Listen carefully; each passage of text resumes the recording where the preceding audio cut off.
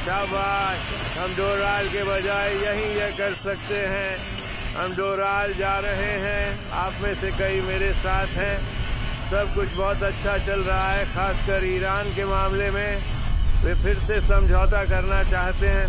वे बर्बाद हो चुके हैं और समझ नहीं पा रहे कि उनका नेता कौन है।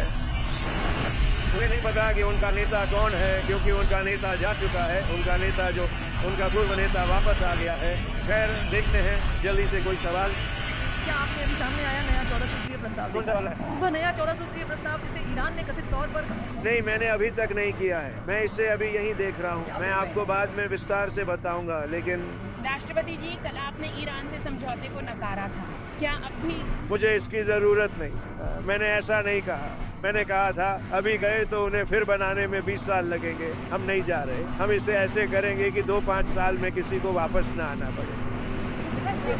राष्ट्रपति महोदय, उन्होंने डील का कॉन्सेप्ट बता दिया है। अब वे मुझे इसकी सटीक शब्दावली देंगे। हाँ, राष्ट्रपति महोदय, कल रात आपने यह भी कहा था कि ईरान की मिसाइल निर्माण क्षमता का केवल 85% ही नष्ट हुआ है। क्या बाकी का 15% महत्वपूर्ण है? क्या अमेरिका को उसे भी नष्ट करने की आवश्यकता है? मैं इस सब को खत्म करना चाहता हूँ। मैं बस यही तो चाहता हूँ। ये उनके लिए एक नई शुरुआत होगी। हाँ, मैं इसे जरूर खत्म करूँगा। राष्ट्रपति हाँ सर, किन परिस्थितियों में आप ईरान के भीतर के लक्ष्यों पर सैन्य हमले फिर से शुरू करेंगे?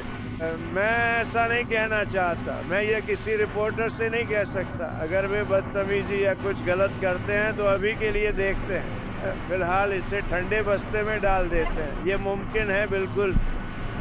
राष्ट्रपति महोदय, कांग्रेस को लिखे पत्र में आपने कहा कि ईरान का सैन्य संघर्ष समाप्त हो गया है।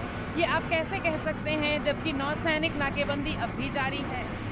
खैर, ये एक बहुत ही मैत्रीपूर्ण नाकाबंदी है। कोई इसे चुनौती भी नहीं दे रहा है। कोई भी इसे चुनौती नहीं दे रहा है। बस आप समझ लें, कई राष्ट्रपति बहुत बड़े मामलों में शामिल रहे हैं। उन्हें कभी कांग्रेस के संबंध में किसी प्रक्रिया से नहीं गुजरना पड़ा। वे इसे पूरी तरह से असंवैधानिक मानते थे। और कांग्रेस में जिन डेमोक्रेट्स ने इसे आगे बढ़ाया, और शायद कुछ रिपब्लिकन भी, वे हमारी बातचीत करने की क्षमता को नुकसान पहुंचा रहे हैं, जो अभी असीमित है। और उन्हें ऐसा नहीं करना चाहिए। ऐसा पहले कभी नहीं हुआ है। किसी और राष्ट्रपति ने ऐसा नहीं किया है, और मैं पहला नहीं बनूंगा। बहुत बहुत धन्यवाद। श्रीमान राष्ट्रपति, ईरान और डोराल। कृपया शुरू करें। धन्यवाद राष्ट्रपति महोदय। क्या आप एक ऐसे भविष्य की कल्पना करते हैं जहां अमेरिकी ऊर्जा कंपनियां वेनेजुएला की तरह ईरान के भीतर काम कर रही होंगी?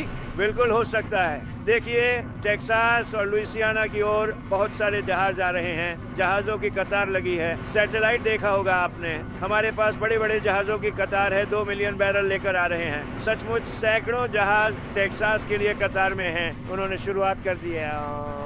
सारा तेल बेच रहे हैं। सारा तेल। आखिरकार अमेरिका की सरकार जर्मनी में तैनात अपने हजारों सैनिकों को वहां से वापस बुलाने का यह बड़ा फैसला आखिर क्यों ले रही है? हम भारी कटौती कर रहे हैं, 5000 से कहीं ज्यादा की। आपका बहुत बहुत धन्यवाद। Subscribe to One India and never miss an update. Download the One India app now.